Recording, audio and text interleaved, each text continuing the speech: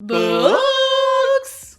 I'm Brittany. And I'm Brad. And we are AudioShelf. Before we start, click that red button down below to subscribe. Red is for blood. Oh, God. You had to take it there? Mm-hmm. And if you want to be a member of our Patreon community, you can find information down below as well. Not in blood.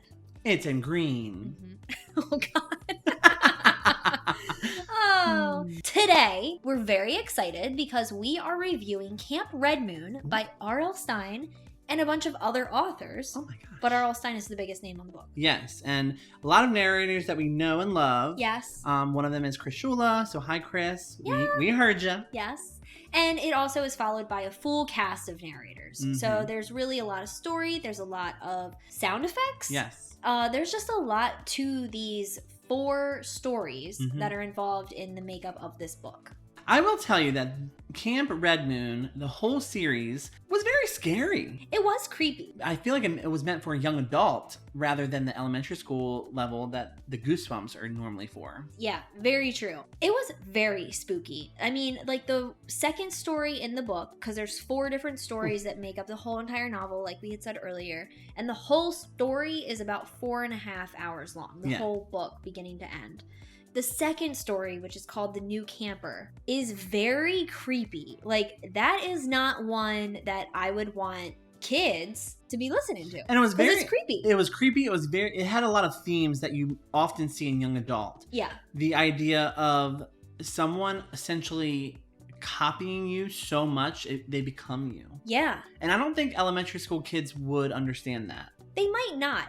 It's a very goosebumpy book. So it is for, I would say, 7th grade, maybe. But even listening to it as an adult, like you can listen to it with your middle school aged kid and really, really enjoy it together. Yeah.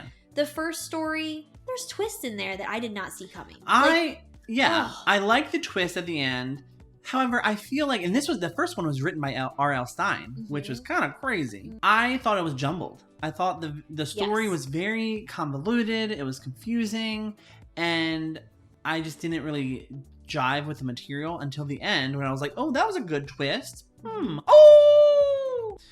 Exactly. So that was a good twist. Yeah. But I love the second one because it was so creepy and it gave me chills. Yes. It was nicely wrapped and it went all together.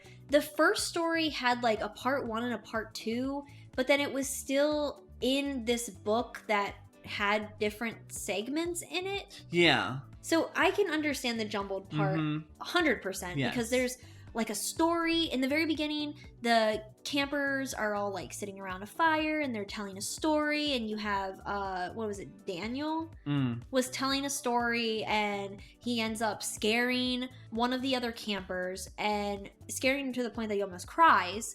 And then we cut away and it's part 2 to the story, and it's the same campers that were like going around with, and something happens in the water with them, but it's again like setting up that this camper Daniel is like a real douchebag. He's a camp counselor.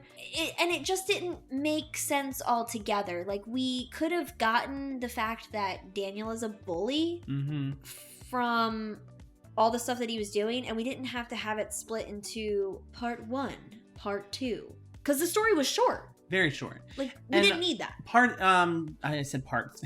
But the third story and the fourth story also had the parts as well. Yeah. So I didn't understand the part breakdown. Yeah. Because they didn't need it. They didn't need it. No. Yeah, exactly. I think that's why I like the second one so much, is because it was nicely fine-tuned. It was like just the perfect amount of story, the perfect amount of mystery, and it all just went together really, really well. So the second story was definitely my favorite. Yeah. So the third story I did not like. It was about robots. It was called Battle of the Bots. Yes. And I just did not enjoy that story. Yeah. I thought it was very boring. It was definitely shorter than all four of the stories.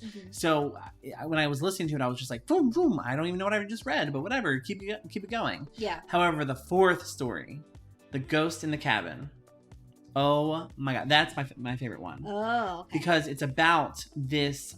Oh my God, it gives me chills. So it's about this girl and this boy, and they kind of like, I guess, they make a connection, and then they go to this haunted house that no one... It kind of reminds me of Hocus Pocus in a way. They all go to this house that no one goes to, but everyone in the town knows it's haunted. And they get locked in the house and they hear these creepy girl voices saying, oh, we're gonna take you. And then they go into this alternate kind of, I don't want to say reality, but this like Christmas Carol kind of theme where they go into the past and they rewatch what happened to these girls to have them be dead as ghosts into this haunted house. Oh, that's so cool. And you have this big twist at the end of why and who killed these girls. Oh. It is so good. And I was just like, oh my God. And it's just this very dramatic scene at the very end of the story. You have to listen if you have not got this already. It's just for that book. Oh, yeah. You guys are gonna love it. Yeah. Ooh. See, I'm currently at the end of story 3. So I haven't finished it yet, so I haven't gotten to that 4th story. Mm-hmm. So right now, my favorite one is The New Camper, which basically deals with somebody mimicking you so much that they become you. Yeah. And that one's just my favorite just because, like we said, it's pretty succinct. And we love Goosebump books. Yes. We just love the feeling. It's very nostalgic for us. They are creepy stories that give us new types of monsters that we've talked about in one of our last episodes, I think last week. Mm-hmm.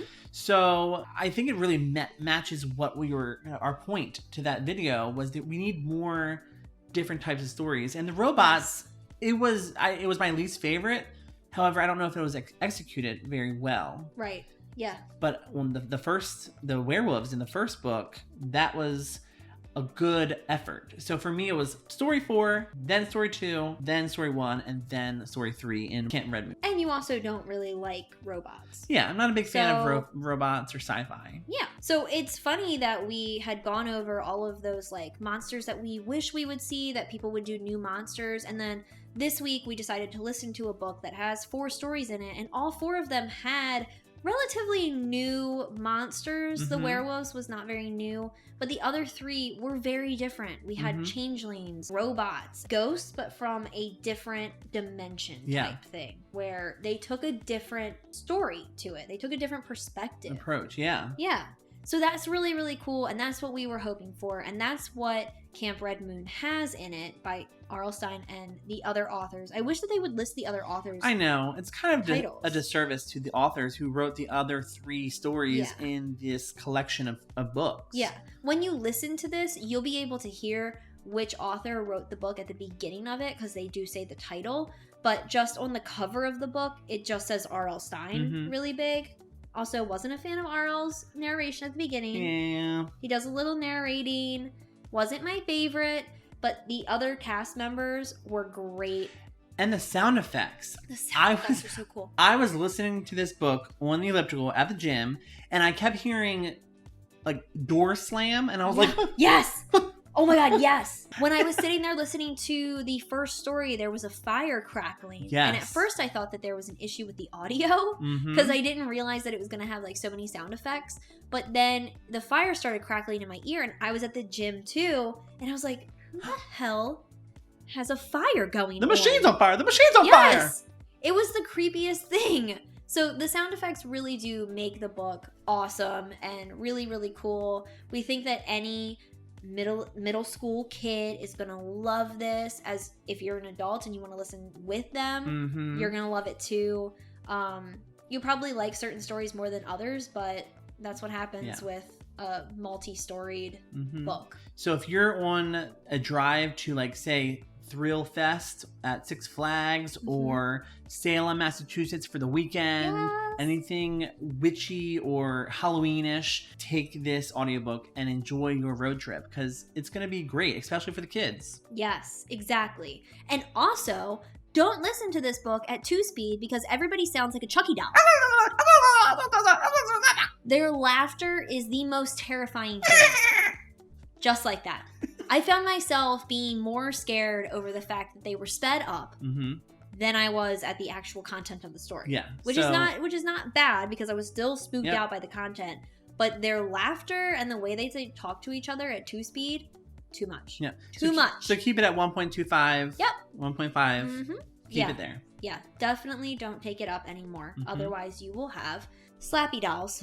So I think we're going to shelf this book. Oh, definitely. I'm going to keep it on my shelf with all my other Goosebump classics. Yes, yeah. It's an easy classic with a author that is nostalgic and also new authors that hopefully we can explore more of. Exactly. And if you want to stay up to date with what we are releasing and what we are doing and give us some suggestions of other Creeptastic full cast performance books that we should listen to, find us on Twitter at AudioShelfMe, Instagram at AudioShelfMe, and Facebook at AudioShelf. And before we end, make sure you click that red button to subscribe. Yes. Until next time. Bye. Bye.